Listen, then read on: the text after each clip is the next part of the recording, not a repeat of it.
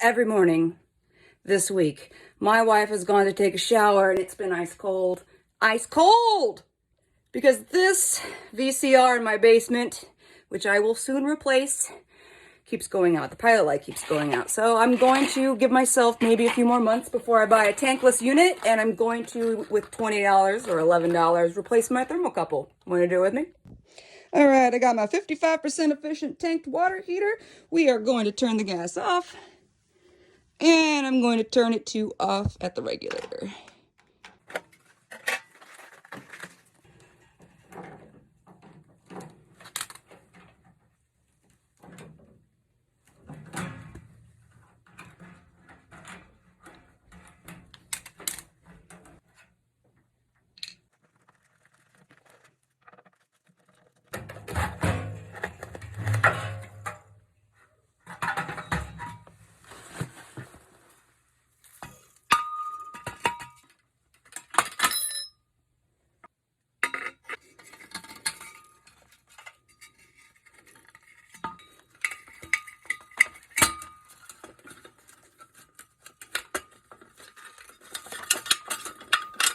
This is where I start to question the choices and the parts that I bought.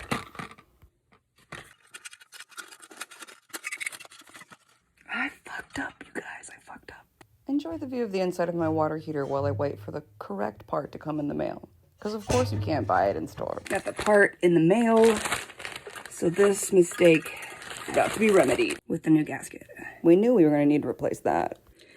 All right, we took off the old piece and we're going to put the new one on.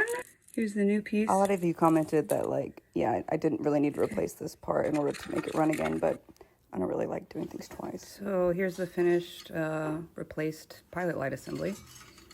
And you want to pay attention to this part because there's a clip inside that you want to attach it to make sure it sets right.